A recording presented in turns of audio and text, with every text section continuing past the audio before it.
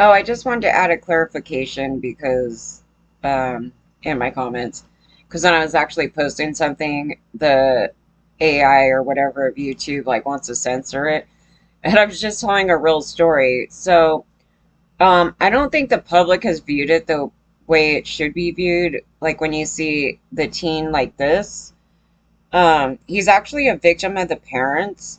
And yeah, what you're talking about with the enabling parents, yeah, so that actually fits under, in my opinion, under enabling and neglect. So the thing where they don't get him in trouble ever, they just enable him. It's like you could do whatever the hell you want, dude. Because ultimately, in the system, like when they just let him go, that's what they're doing, right? So when we tell them, oh, we got raped by this guy, and they're like, oh, you know what, we're letting him go. So it was like an enabling thing in society. And then, funny enough, I ran across this Cardi B thing. I'm like, dude, is she like totally out of it or what? She's like this privileged woman, rich woman, going, I hate feminism or something like that because women are coming after her. It's like, you don't even understand what the hell that is. Because if you did, then you need to get offline and go serve your master. And it doesn't mean because it's a woman that they're automatically some kind of feminist. So I don't, and I'm actually talking about it here, the issue with this stuff, because the women being abusers and why they're abusers and how that came about. But this is like one of the kids that we're talking about. And as you see, he's a total socio. Like he continually, like even after that whole thing, into he got in trouble again in Texas for violating his thing. He's just a straight up socio. They just, the parents. So there's a cause and effect, right? There's a causation to it. That's my point. It's not that I'm saying that every man's not a Ted Bundy. I was saying that's the social norm as a Ted Bundy. You know, minus like they may not all go kill every woman, but they definitely have an evil, vindictive thing about them. They continually trash women all the time. And then some of these women are really vindictive, but they're that way because of the indoctrination, the abuse on our gender. You know, it's a very deep topic. It's not for, people just to, sideline, I don't know. They don't know what the hell they're talking about. It's kind of embarrassing for them, but um, that's what I'm talking about.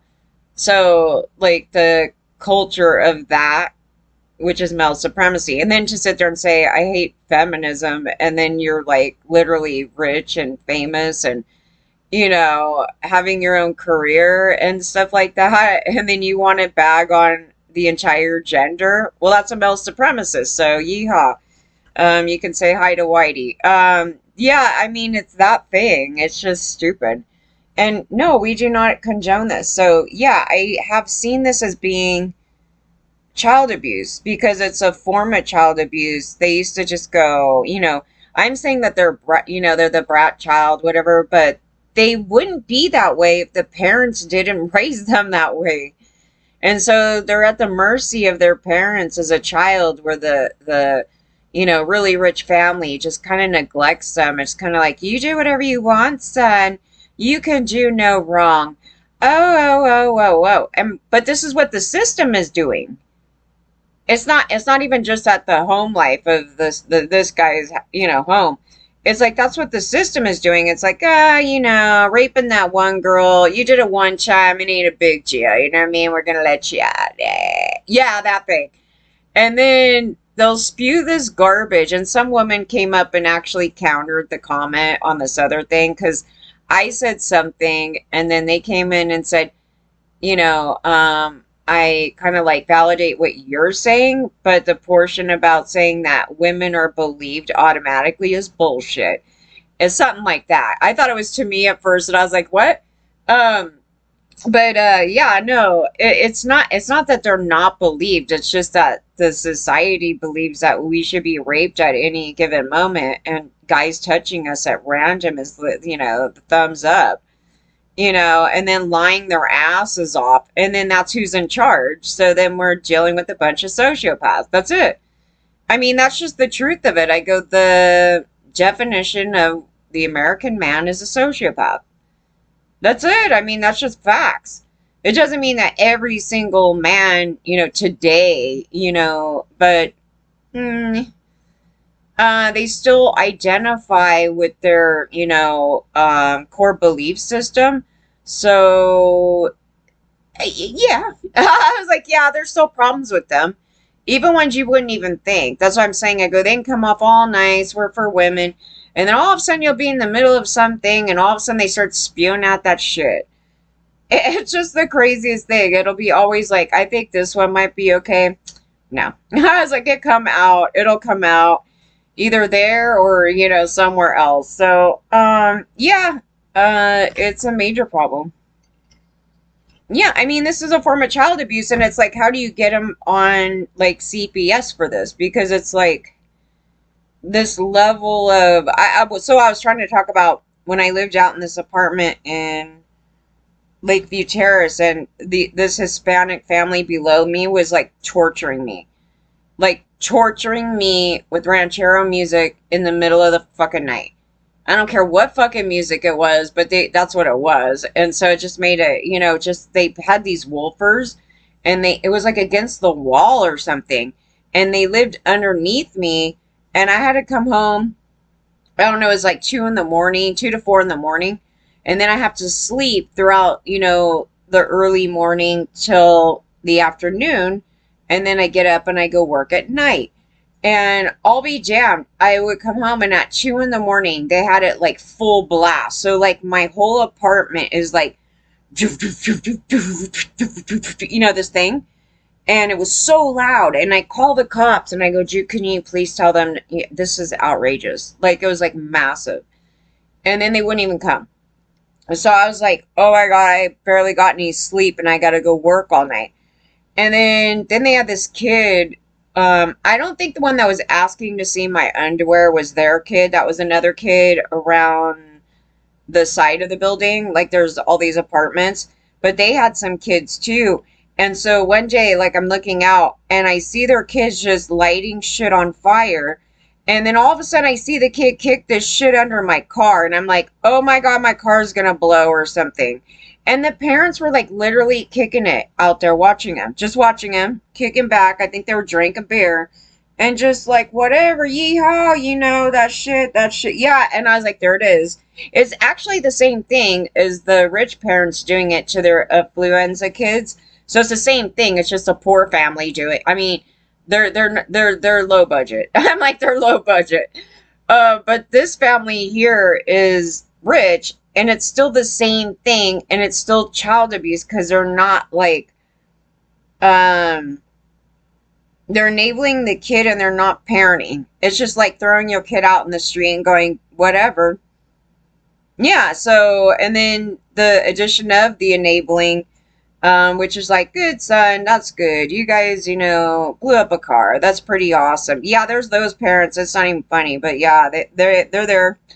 And yeah, but they haven't seen it as child abuse. They're calling them rich, spoiled brats, which they are, half the time. But the low budget family isn't rich.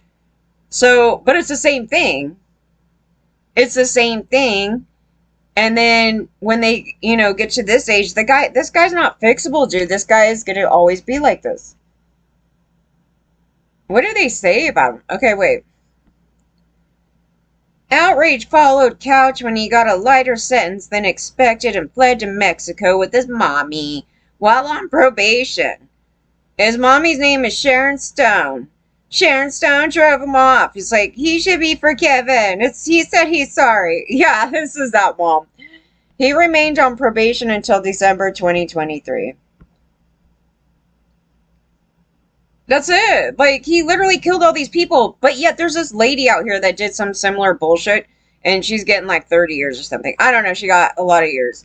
And then in North Richland Hills home, Richard is surrounded by moving boxes. Wait, what is that? I was like, is that the story? And perhaps it's fate or just blind coincidence that the case Albert is most known for is hitting its 10th anniversary as he leaves a case that garnered global attention. The defendant, Ethan. This case is one of those two most high-profile cases I've worked on. Obviously, I wasn't happy with the result. I wasn't happy with the imposed sentence. He still hasn't been held accountable in any serious way for that crime. So for me to talk about it, it's not my favorite case. Ethan Couch is a name most northern Texas should be familiar with, So, yeah, he killed 4 and injured at least 9 in a DUI driving crash. So this is like Justin Timberlake, and then guess who came out and defended him? Oprah's friend over there, Gail. Yeah, so she came out and she's like, oh, she did the whole white woman thing, that thing. That's what I was talking about. I guess she go run in front of him to, babyfy him so he's not held accountable to things that he should be held accountable. And that's why they're so entitled. The entitlement is high because women are causing it as well. And so it's that thing. That doesn't mean they're feminists. It doesn't mean anything. It's like they're being psychotic that's actually part of male supremacy. Doing that action is part of male supremacy. So she could sit there and go, I'm a feminist, and then start doing male supremacist actions. Yeah. And that's a black woman. I'm just like, why are you jumping in front of a white man? It's like this thing about it. It's nuts. It's like, I don't think white man needs anybody's help here. They're the power right now. And yeah. I was like, are they jumping in front of you to help you? I don't know. I mean, are you getting perks for helping Justin Timberlake? It's that thing. That's why I said, we've all probably done this in some sort of fashion, but you need to be called out and it needs to stop, because then you get these monsters, right? It's just, I'm going to be protected, and I expect to be protected. I am untouchable. This is this guy. Okay, so Couch was 16 at the time, now 26, and when he crashed his father's truck into a group of people helping 24-year-old Brianna Mitchell, who had broken down on the side of the road. As a result, Mitchell, Holly Boyles, her daughter Shelby Boyles, and youth pastor Brian Jennings all died. Sergio, a passenger in Couch's truck, was paralyzed from the neck down. That's what happens if you have sociopath friends. That's why you try to get rid of them, because you're going to harm yourself and others, okay? This isn't like the person that's like a victim to some bullshit and then they're depressed and then they want to go do something. Okay? We're not talking about that.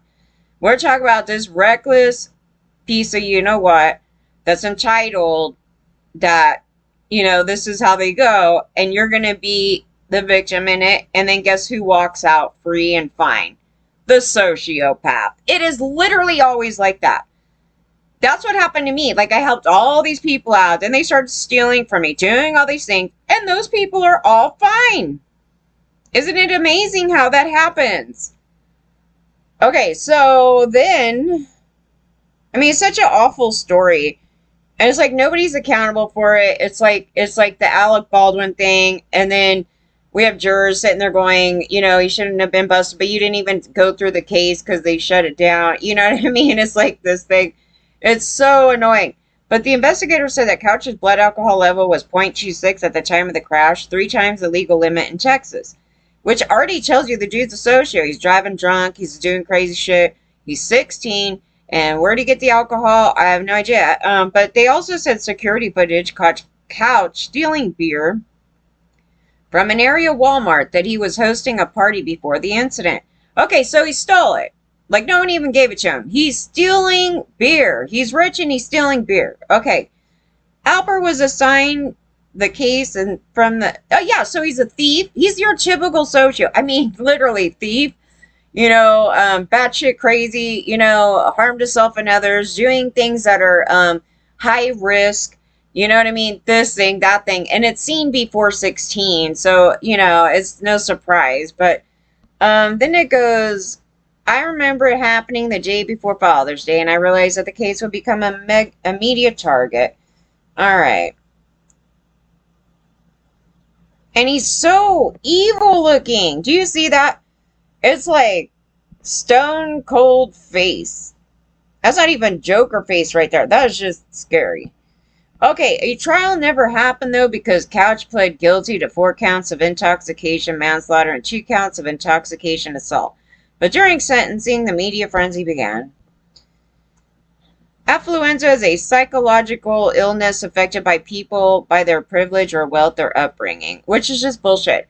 He's a sociopath. He's actually your typical psychopath, what they would consider too, but so they need to explain why this low budget family had these same kids, but they're just not rich. It's the same mentality, but they're not rich, so they can go do the same exact thing. I'm going to go steal from the store, get some beer. My parents let me do whatever the hell I want. And then they run around crashing, DUIing, and doing the same thing. It's exactly the same thing. We're just debating classes right here, right? So that thing right there is a bullshit diagnosis. So yeah, I remember getting mad about this too. Okay, in Couch's case, attorneys argued that he lacked a moral compass or didn't know right from wrong due to his family's wealth. I mean, there is truth to that, but why didn't everybody get arrested here? I mean, that would be my thing on this case. They didn't care back then. I was like, everybody in this case, because he's a kid, he's still under parental control, everybody should have been arrested, okay? Because there's a whole thing here. And they created that monster, and then he's the one that did the crime. So he should be in trouble, and the parents should have gotten in trouble. And the case that happened to me as a little kid, it was a similar thing. It's the parents' fault, but the kid should have been in trouble. But they actually should have put him in a rehabilitation thing and actually took him away from his parents, because that was insane. But why would you keep him with the parents too, right? If he doesn't know right from wrong, the fault of the parent. Kevin Spacey as a kid. That's what I was saying. I go at a point, like, you do figure out, okay, this is right and wrong. I think everybody knows that DUI is wrong. There's certain things that you do know is wrong, but there's certain actions, like, in the family cycle of abuse, because that would be abuse right there. That's neglect. That you think it's normal, but you wouldn't think driving drunk is normal. Like, you're doing it because you want a thrill and a high, right? You're like, I'm too young to get beer, so I'm going to get it anyway, and I'm going to go to a store and commit a crime. Now, there's no way in hell that he wouldn't know. He doesn't have a moral compass. Like, he doesn't know that that's wrong. He knows this is wrong. Everybody knew that was wrong. Everybody knows if you go to a store and you try to steal some shit, it's wrong. It's not out of desperation, like, I'm starving to death. I have no money to eat and I need to get food like now. So I'm going to go do something out of desperation. That's a different mindset. Even though the crime would be like you're still looking at someone being a thief, the mentality to it is two different things. They go, when their psychiatrist expert threw that word out, I literally leaned over and was like, did I just hear that right? That's why I said I don't want this in the courtroom because, for one, it's about as... I would equate it to like the lie detector test where it's not accurate. I mean, it's not scientific. It's not, I mean, it can help in the background, but it's not something to go by because out of all these diagnoses that we're pulling up on these guys, they're incorrect. Like, they're like, he had PTSD and he's a total psychopath. And even regardless, if they bring up he's a psychopath in there, it doesn't change like what he did. It just means that he doesn't care that he did it, and then that's it. I mean, it shouldn't change the opinion of the jury because he's like that. It's about the crime itself. So, and what they did in the MO to do, those things. Then it is like, oh, this person's schizophrenic and everything else, but yet it had really nothing to do with the crime itself. And we saw this with the Depp case. Okay, so I was like, no, Depp's actually the sociopath. I mean, we could literally, go on to that thing, but but regardless of what anybody's problems were there, that's not. I don't know. It just turned into this other thing where they made it where you can go into a court and just make up some shit on somebody else and claim that they're this and that and this and that. Yes, and that's been going on. So I'm like, it should make you not want to go to a therapist, honestly, at this point. And the way that I'm talking about things, I think is probably the best way to go about it is just dissecting the whole thing. In fact, they did a study. I'm done with this guy because that's pretty much the bullshit of him. He's like, he gets in trouble again. Wait. Oh, yeah, he was filmed at a party around alcohol playing beer pong. Okay, so he violated his probation. And then, yeah, and then he was wanted. And his mom's enabling him crap, okay? So this is a little over weeks later, they went missing. And then you want to know if they have a little too close of a relationship. Like there's something there. And then I was trying to pull that out too. I go, we don't know about all the child sexual abuses. We know it's actually, I'm like, we. I always do the we, like we as in I, and then we as in a lot of people know, like, this is going on. But the general public thinks it's not that common or something. And that was my original thinking about it. And I was like, oh no, oh no, it's way worse than you think. And you're gonna freak the hell out when you act. If you knew the truth about it all, your perception of a lot of things is gonna change. And so now I know. And now I'm like, okay, so I'm going at things like that. So I'm going at things where I have information and have knowledge that I'm pretty certain that this is this way. But here, I don't know. Like, I mean, I find it a little bizarre that the mom would sit there and be that close with her son to try to cuddle him that much. That it's like, we don't know. We really don't know, you guys.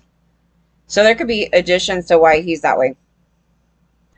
So March 19, Couch's ankle monitor was allowed to be removed. But he was back in jail in January 2020 when authorities said he tested positive for THC, or marijuana. However, he was quickly released when the test was a week positive.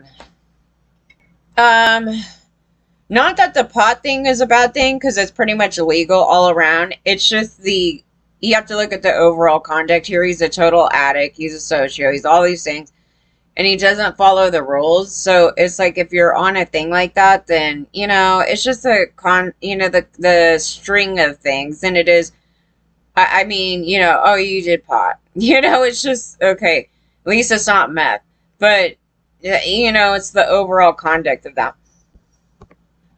Tanya Couch has been in and out of jail for bond violations over the years, but still has not gone to trial on these charges. For fleeing to Mexico with her son. Okay, at the end of the day, has he learned anything? Has he changed his behavior? Even if he manages to stay out of trouble until the end of his probation, I have no confidence that we won't hear from him again. That's the thing. Has he learned anything? He already knows what he's doing is wrong, so there's nothing to learn.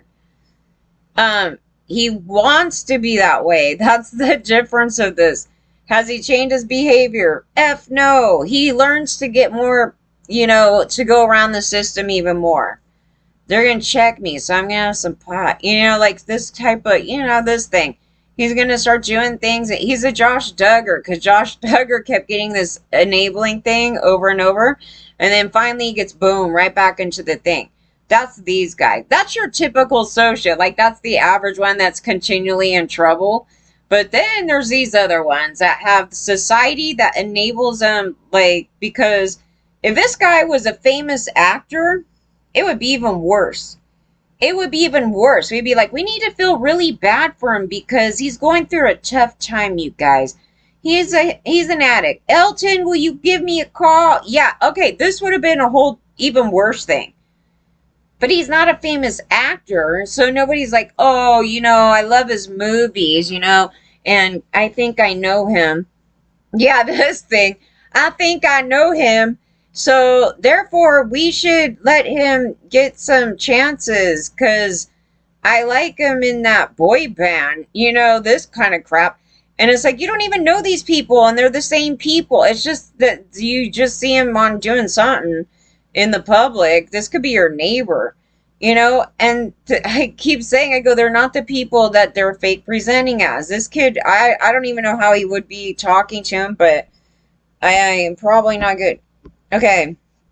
A man who has faith in Ethan Couch. That's hilarious. The funny thing is, you cannot change these guys. That's the thing about this whole thing. They're a waste of time. And if he ever wanted to fix himself, good luck. He would have to want to. It would mean that he'd have to create a soul for himself to begin with, which he don't have. That's the unfortunate thing with his upbringing, is that he doesn't have connection to any other human. That's the thing about it. You guys don't understand. It's like we. I hope that most of the people here listening have that, but he doesn't have that. It's void, and there's nothing in him to even give a shit about that. I mean, why?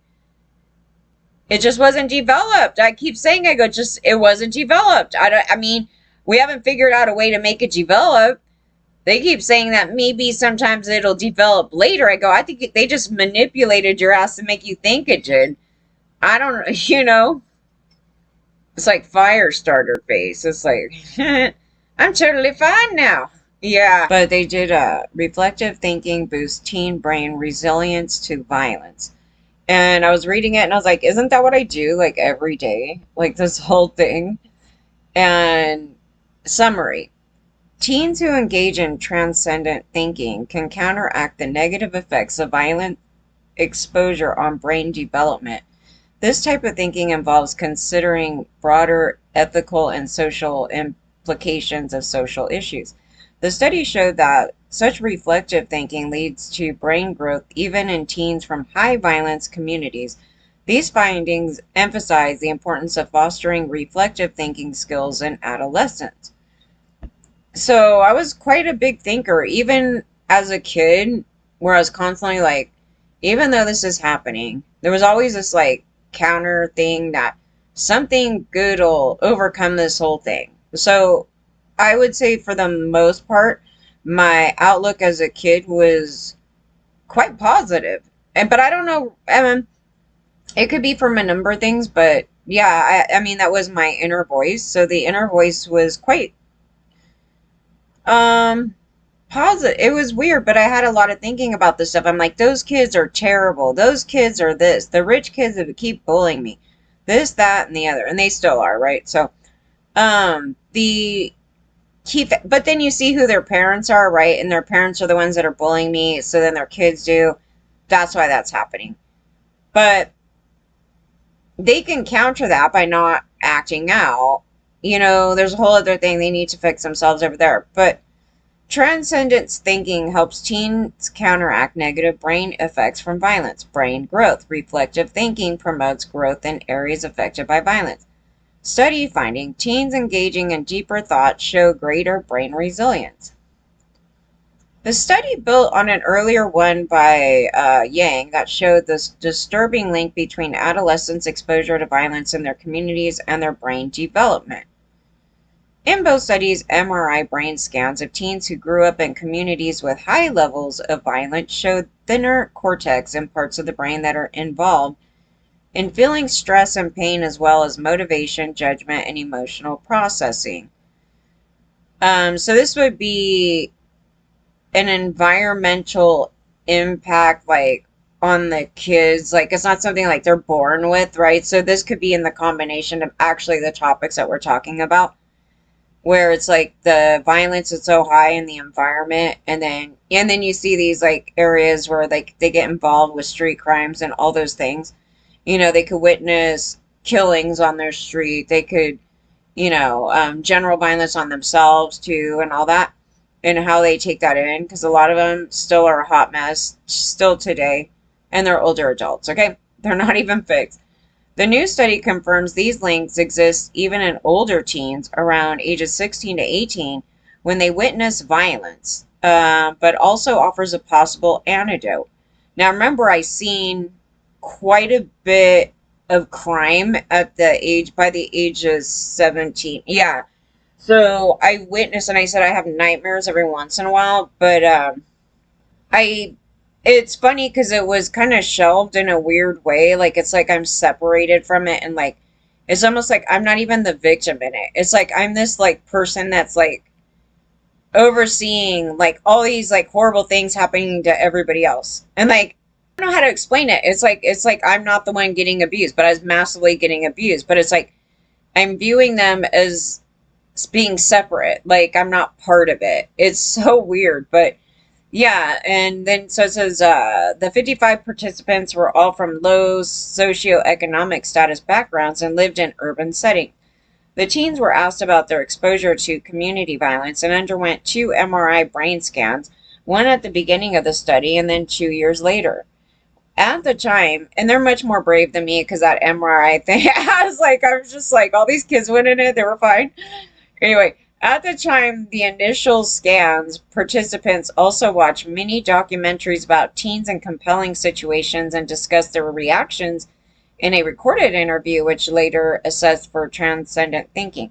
The final MRI scan showed that the more a teen had engaged in transcendent thinking, the greater the brain growth in various areas across 2 years, including those areas most impacted by the violence. The findings suggest that teens' transcendent thinking may be helping them to counteract the effect of exposure to violence on their brain development. These findings revealed that as adolescents work to contextualize and make sense of the violence they are exposed to, this complex thinking builds resilience and thus grows their brain despite the violence they witness. I would assume that this would also be the violence that they had, had happened to them as well, because it's definitely what we're doing here. It says when the teens were able to reflect on such things as why violence happens, the why, okay? The why the violence happens and what can be done to get to the root of the problems. They showed a form of neural resilience to their anterior cingulate cortex, among other regions. Let me be clear. We found that witnessing community violence and crime, even in older teens, was associated with key regions of their brain losing volume over time. In effect, witnessing violence made regions of their brain shrink a bit, which is a pattern seen in people suffering from PTSD and in soldiers deployed to war. At the same time, the kids were not passively being impacted when they showed us that they were thinking hard about why these things happen and what could be done to make the world better for everyone involved. And this kind of thinking grew their brain volume in these same brain regions. Violence was bad for them, but transcendent and civically oriented thinking was a kind of antidote. Neurologically speaking, the study builds on a body of research spearheaded by Yang that investigates the effects of transcendent thinking on adolescent brain development. A recent landmark study published by Yang showed that transcendent thinking in adolescents can predict future brain growth and that this brain growth in turn predicts life satisfaction when youth transitions to adulthood. Okay, there's one more paragraph. Okay, so Yang's team finding underline the vulnerability of adolescents and communities impacted by high levels of violence while also emphasizing the importance of fostering skills at transcendent thinking in teens. These skills can not only help teens make sense of the violence they witness, but also help them counteract the negative impact of this violence on their developing brains. Yeah, I would think that is probably the portion where like the impact of them, getting involved with that stuff and then doing drug or any other thing like that, where that's what I was saying. I go, there was such a difference between us out here where we could be in the same situation. I'm experiencing the same violence, yet it didn't go to that road. It doesn't mean that we didn't partake in some of these activities or anything like that. It just didn't go to that road. And the viewpoint, the way I was viewing it at the time was like, I'm going to change the world. I'm going to, we need to help the homeless. We need to do this. We need to get the kids off the street. We need to, this is a big injustice. Like, this is where my brain is at, and versus these other people who get stuck in this vortex of like, I'm depressed. The world sucks. They went into this like really effed up state because of the state that they were in, because there was so much abuse from these Christians out here. And then you had the street violence of the gang members, and there's a number of things that were going on right here. And yeah, so I've been trying to figure some of those things out. And then also, if you look at it, you're deflecting your thought pattern to something else. So you're not going into this other dark place. You're taking your train of thought and going, well, what can we do about this situation? Which is what I'm doing here, right? So it's like I'm looking at, okay, so I had all these bad things, da da da da da. We're still going to get PTSD. Like, the thoughts of this is not going to stop that. But you take that and you go, well, what can we do to, try to solve, this area here? So you spend a lot of time thinking. Your brain is going to a whole other area. It's not spending time in the deep end. So that's one portion that would totally just take your brain somewhere else. It's not about positive thinking, but it's almost like a way to make you feel empowered. If you really think about it, like you're trying to overcome like something that's so bad, to like, how can I heal it? It's almost that thing. So, but YouTube want to be trying to mute us and all this kind of crap, doing this. And no, I mean, I'm not a violent person. So those people that turn into violence and do those things, their brain probably did shrink quite a bit. I'm like, I don't know, but yeah, and it's pretty effed up when you see them as adults and they're still violent. Like, that's not how they should be acting out. So there's a lot to that. So yeah, then I have to, go, well, what was different? Then you start doing this thing like, what was different in my little experience here, where I didn't do that? Or if I did do that at one point, what did I do to correct it or something? And then you see somebody else that's having that problem. And so it's kind of like, you kind of got to jar them a little bit. You got to jar them around a little bit. Because you can't enable it, and you can't be like, oh, that's okay, because it's not. And then they have to work on that area, and then, but some people are just beyond help, like when we're talking about these men. So that's just part of their PD, and then that goes into other areas that it's like, it's beyond, some other things. But I just wanted to bring it up because I found it interesting that they finally do like some study on it. But it's kind of like, I think but what I like about this versus these Christians that are like, oh, we're just gonna go dive into the Bible and then pretend it never happened. We're gonna have this magical thinking that, we're gonna pray to God and it's all gonna go away, right? And that's more of avoidance, which in the difference here is actually like, I'm going to face what the problem is, and then what can we do about it? It's like you're dealing with the problem versus trying to magically make it go away and do absolutely nothing about it and then tune it out. So they do a whole different thing mentally about it, which I actually think was part of my earlier thing too, in the mix, where it was kind of like there's some strange religious things that were still going on at that time. So I think that was part of the tune out of the whole thing, and then just shut it off. So I shut it, the whole, thing right there. And then it came back, right? Because then TMZ be pulling up my perpetrators up in here wanting money. And I'm just sitting there going, it'd be really nice if someone gave me my money back. Yeah, it was like, boom. And I was like, I was so mad. And then I spent some time thinking about the situation, and I go, well, technically, in the story, it's like the person that, was in the media. I was like, well, they actually, the one thing they did bad was allow the kids in their apartment. It was still their apartment. They had no problem giving crack to everybody and doing all this crap, or trying to give it to kids, trying to give it to kids. But the rest of the conduct was actually not from them.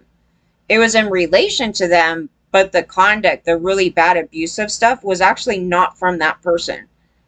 But I know that all my money and everything else went to that person. But if they're not present, they're not present. And it would mean that they wouldn't know exactly what was going on out here. So, yeah. And so then I started going through this thing. And then I started thinking, like, well, are they a victim to that guy? Because it doesn't make sense. The story is so ridiculous that I'm like, I mean, why is it all these men? It's like, you guys don't understand. There was all these men in this ring. And Ola's like the only female that's up in this place. And it's like, yeah, I would almost think that. It's almost like she had a drug problem. She's probably a drug addict. And then all these people took advantage of the situation and started camping out at her house. Like something like that. And I was like, I don't know. I mean, the perspective of it can be different than, me as the victim in the situation, because I don't know the deeper details about how it started. And and then it went from there. But the men in the story are the devil, okay? They're the devil, and they all got away with it. And, LAPD is the one that helped them out. So that was that thing right there. So considering all of that, we're still here talking about things. And, for the most part, it affects me once in a while if I'm like too heavily into, it's just too negative, like just too much, like it gets too personal. And and then I have to kind of take some breaks, because I'll literally, it'll come up, the stress, the anxiety about it, and then I just can't focus on anything else. So then I have to kind of, reel it in. But I think the thing, the bullying online with, trying to target me with, trying to mute my voice down and talking over me, and because somebody's rich and famous or whatever it is something to focus on, that shouldn't be going on. And my voice is important because they're not here, right? They didn't go through this experience, when you're talking about this type of witnessing this much violence so young. But also other kids can relate to this here. It doesn't mean that they're witnessing all this violence on the street in the community, but they may be having the massive violence inside their own home. And then those are areas. So yeah, I mean, I don't see anything negative that it would be that you could try to take your mind. Don't remove yourself from the situation, but dive into it and try to figure out like why this is happening. And that's exactly what we're doing here. That's why I was just like, oh, that's nice.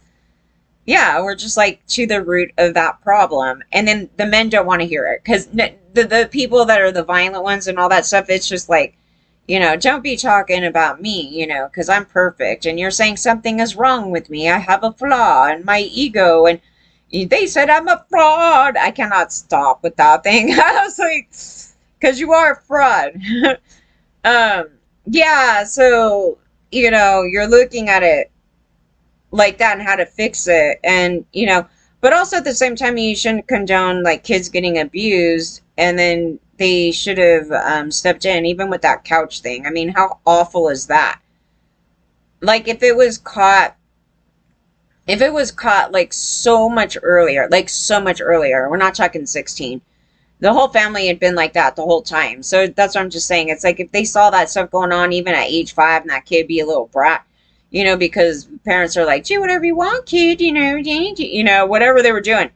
At that point, then it starts becoming a thing where it's going to become near impossible to fix him, because he's not getting parented right. Same with the kids that I was witnessing at the apartments. Again, they weren't rich. It's the same parenting, a shitty parenting. And but I'm just stressing. I go, that's why I say it's environmental, because it's not genetic. I mean, if it was genetic, then the parent, I mean, you wouldn't have this parent like chasing him down and like hiding him in Mexico, those things. But it is there. And then people said they seen this action. I go, you cuddling him? I go, yeah. Coddling. I just say cuddling because they like, it's like them curling up with their son and going, oh, baby boy, this thing. And the yeah, and I'm like, that's just abuse. I mean, it is abuse. I mean, it's a form of abuse. It's just not one that they viewed it as. It's an action that someone's doing something neglectful or neglecting to raise their kid right, and then the kid comes out a monster. So there's an action being done on the kid to therefore cause them to turn into a Ted Bundy. Okay, so there's all this in a bag of chips. That's why I was saying I go all the different types of abuses, neglect, or otherwise. It's like that falls right into there because it's an action. It's something that they did, and then he came out like that. It's not this loving, cuddly family, and though they like to present that, they present it that way, and then the story gets thrown off. And that actually on the shooter story, there's still talk about that. Um, all the bullies in the school made up a fake narrative. I mean, what the hell? But I noticed it off the bat when they just started saying things that weren't coming together. And I go, but that doesn't sound right. So then, like, the school comes out and goes, that story's not even correct. That had nothing to do with him. And I go, yeah, yeah. I mean, I picked it up and I go, but you should be concerned that the rich kids and all these kids are bullies because they're the ones that are like, oh, yeah, blah, blah, blah, and they picked on him because he wasn't in the big circle. And I go, yeah, that's exactly what's been happening. But that didn't cause, what this thing happened. But them admitting to those types of actions. And then, okay, so the perspective is from the bullies. Oh, yeah, this, and oh, they did this, and oh, and then he started trashing on Trump. Oh, and just making stuff up. And I go, these guys just want to make him sound even worse and throw you off on what the actual problem was. And yeah, they would be, if I did this, I would never do this. But if I did this and then I died, I could just imagine the jerks from my school and all the things they would have said. They'd be like, she was a weirdo and she worshiped the devil. All the things that they told me, right? When they were totally, totally bullying me. They would be in the media going, she worshiped the devil and all these things and, blah. And then, like, the public would eat it up. They would eat it up and they would believe it. And then the stories just, like, went to hell. And then people would sit with that and go, that's exactly what happened. This thing. They're like, the devil, I was like, oh, God, no. But that's actually what we were seeing in that case right there. I go, the bullies are the ones that actually kill people. So they're the ones systematically doing that type of stuff. And they're terrible. They don't care if somebody dies. I mean, they literally don't because their life is perfect. And so whatever it takes to keep them happy, and if it means running other people over, they do it. And they'll go, we don't like what she has to say, so we want to, like, mute her voice. That's how I feel about it, and that's why you got this problem. And yeah, so the society enabled it all. But society is a Christian male supremacist, a Christian white male supremacist. I mean, and that's really the society. So the society is not created by me. The society is not my idea. We didn't have any say in that. We have to, like, conform to it. It's not, it's not us like, oh, we came up with this whole thing and this is our system and all that. It's like, no, that was by white Christian men.